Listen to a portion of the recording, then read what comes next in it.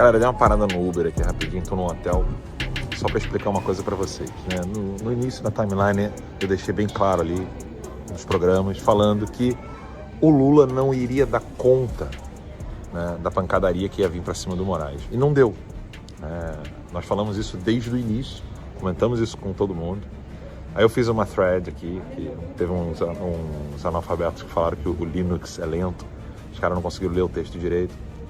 E eu disse bem claro que lento é o processo de transição inteira do judiciário, porque com as sanções não é só cartão de crédito, conta bancária, são todos os serviços de todas as empresas americanas. O que isso significa? Significa que Microsoft, Apple, Amazon, ou seja, toda a internet do mundo passa por Google e passa por Amazon. É óbvio que, inclusive, o DNS da China, da Coreia do Norte, da Rússia, eles querem ter uma DNS própria porque eles dependem dos Estados Unidos. Se os Estados Unidos quiserem desligar a internet do planeta, eles conseguem fazer isso. No sentido de que se eles quiserem desligar a internet, por exemplo, da Coreia do Norte, da Rússia e da China, eles podem fazer isso. É a explicação do texto que eu coloquei, eu vou colocar logo no comentário depois desse vídeo, onde as pessoas não sabem, mas quando você digita um link na internet, tercalivre.com ou tercalivre.com.br, tem um ponto depois disso. Por exemplo, google.com tem um ponto depois disso. Esse ponto, ele pertence a uma empresa americana e também ao próprio governo americano. É um grupo, né? Então, eles podem decidir. Eles falaram assim, não, você viola direitos humanos fundamentais, você não pode ter esse serviço. É óbvio que é muito mais drástico do que eu espero. Mas há essa possibilidade. Fora a questão dos bancos em si. Só a questão dos bancos, por exemplo, já tem sido um pepino na mão do Lula, e o próprio Itamaraty já chegou pro Lula, e os juristas do Planalto falaram, Lula, não compra essa briga, deixa isso quieto, dá uma notinha sem parecer fracão, né? Diz que a gente não vai pagar na mesma moeda. Não tem ninguém pagando na mesma moeda. O Brasil não tem lei, não tem mais nada, né? O que o Alexandre de Moraes fez foi não cumprir o devido processo legal, ou seja, para um juiz tomar decisões sobre alguma pessoa que está nos Estados Unidos, ele tem que passar pelo processo judiciário dos Estados Unidos. O Alexandre de Moraes chegou e meteu a carta, e-mail, sei lá o que ele fez, uma porra louca, ele é maluco, psicopata. Ele não cumpriu com os requisitos legais. Eu não sou jurista, os juristas já estão falando sobre isso, Jaffa Checchini e tantos outros, vocês podem acompanhar. O ponto é, Alexandre de Moraes já foi rifado. É isso aí, meus amigos, aqui do nosso canal. Aqui o nosso canal, é claro, o nosso canal Direita News. Estamos aqui repercutindo, né, esse corte aqui do Alan dos Santos, da revista Timeline. O Alan dos Santos fez uma live, pessoal, e está aqui falando, né, como todo mundo já viu, inclusive eu vou colocar até no short do nosso canal aqui Direita News. Quem já acompanha já está vendo aí a explicação melhor da lei da Magnitsky. Mas o fato é, pessoal, que a lei Magnitsky, ela vai muito além do que contas bancárias, como o próprio Alan dos Santos falou. A lei Magnitsky, ela abrange também serviços de empresas americanas às pessoas que ali estão sendo listadas na lei Magnitsky. Ou seja, a pessoa que ela entra na lista preta da lei Magnitsky, o que acontece? Ela não pode usar Gmail, ela não pode usar, pessoal, e-mail, ela não pode entrar nos sites pelo link aí do Google, não pode entrar no Yahoo. Praticamente a pessoa não usa a internet, porque ela vai pesquisar onde, pessoal?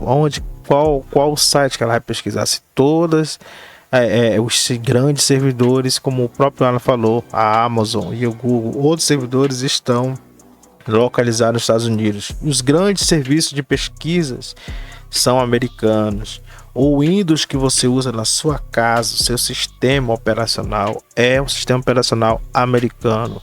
Então ele não vai poder atualizar o Windows, ele não vai poder pesquisar no Gmail, ele não vai poder também fazer transições bancárias com cartão de crédito e até mesmo banco. Porque olha, como eu sempre expliquei aqui, todos que têm grande fortuna em bancos, o banco ele não retém essa grande fortuna, ele é ali localizada numa moeda fraca como o real, por exemplo. Banco Brasileiro, o real, está valendo aí quase R$6, né, o dólar, né?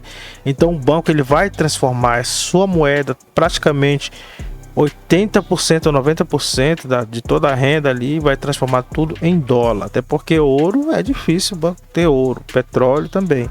Então ele vai transformar em dólar, que é a moeda mais forte que tem no mundo todo. Transformando isso em dólar faz com que eles entrem no sistema SWIFT, que é o sistema que faz a transação de dólar para real, de real para dólar. Então, pessoal, quem entrar na lista negra do Magnitsky não vai poder fazer essas transações. Ou seja, o Moraes vai ter que receber o seu salário em dinheiro, não vai usar Pix, não vai usar cartão, não vai usar nada disso, a não ser que ele transforme a sua renda, o seu dinheiro em moedas russas ou chinesas, que, pessoal, ele não vai transformar, porque isso aí é muito instável, né? Os russos, chineses não são confiáveis. Bora ver se ele confia agora no comunismo, né? Bora ver se ele transforma aí, porque fica igual o caso da Rússia. Lembra da Rússia? Ela começou a fazer a guerra com a Ucrânia, veja que ela foi banida do sistema americano de finanças, ela não pôde mais usar o sistema bancário. O que ela fez? Ela começou a fazer só o câmbio dela com a China. Então ficou entre os bancos da Rússia e China. Se o Moraes quiser usar aí, usufruir de algumas coisas ainda, ele vai ter que usar da China ou da Rússia, que você vê que a tecnologia é totalmente precária. Nem o iPhone ele vai poder comprar ou usar mais o serviço. Porque, cara, essa lei Magnitsky, ela abrange tudo. Praticamente, a lei Magnitsky força a pessoa a viver na idade da pedra, como a Coreia do Norte, como Cuba, entendeu, galera? É isso, o negócio é mais embaixo, não é só o banco não, tá? Quero colocar aqui para vocês o seguinte, olha, Eduardo Bolsonaro está lá na Pleno News.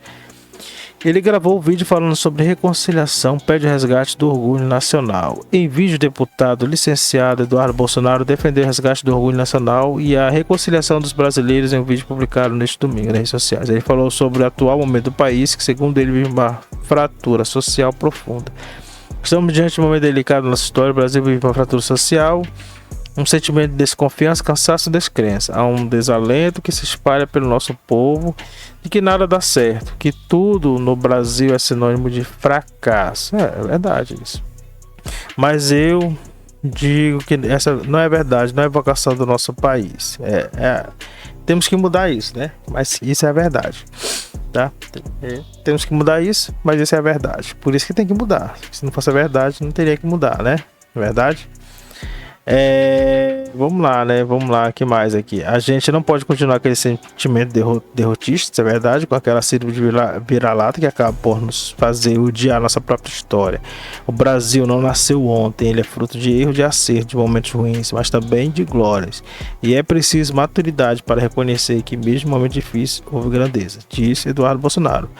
Também durante o vídeo, o político citou momentos e figuras históricas de diferentes aspectos políticos, como o Império Getúlio Vargas, Pinochet, Goulart, regime militar, Dom Pedro I, para mostrar que em todos os momentos da história há o que celebrar e o que lamentar. Negar a virtude de qualquer período da história é negar a nós mesmos, na união possível, cada lado pagar o outro.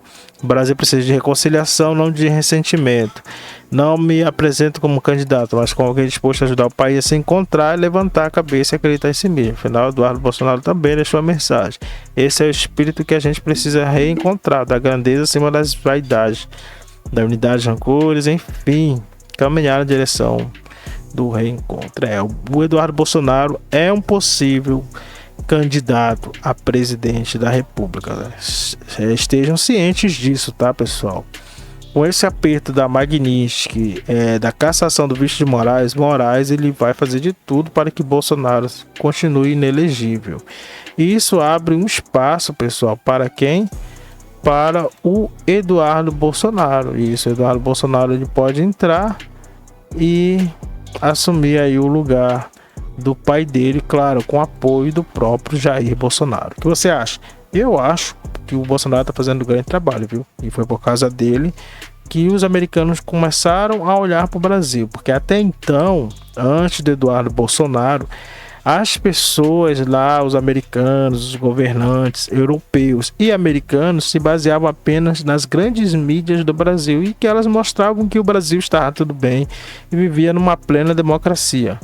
Só que com o trabalho de Eduardo Bolsonaro, alguns senadores e deputados, além do jornalista Alan dos Santos e Paulo Figueiredo, né, e Rodrigo Constantino e outros ali que tiveram muita influência ali, principalmente o Paulo Figueiredo, né, que tem ali uma entrada com os políticos americanos, Alan dos Santos também, e Eduardo Bolsonaro conseguiram, pessoal, ali Eduardo Bolsonaro, muito querido pelo Trump, conseguiram trazer à tona a realidade do Brasil, que o Brasil não vivia mais uma democracia, mas sim um regime totalitário do judiciário. E isso ficou bem evidente quando as empresas americanas começaram a ser censuradas pelo Moraes. Isso mesmo, a Rumble recebeu um e-mail aí, sem passar pelo processo jurídico, né, que seria passar pelo governo americano para depois o americano ia avaliar ali se aquela petição do Moraes estava de acordo com suas leis, e aí sim banir um perfil ou censurar um perfil, banir ou bloquear um perfil do Rumble. Mas não, ele mandou um e-mail porque sabia que ninguém ia atender.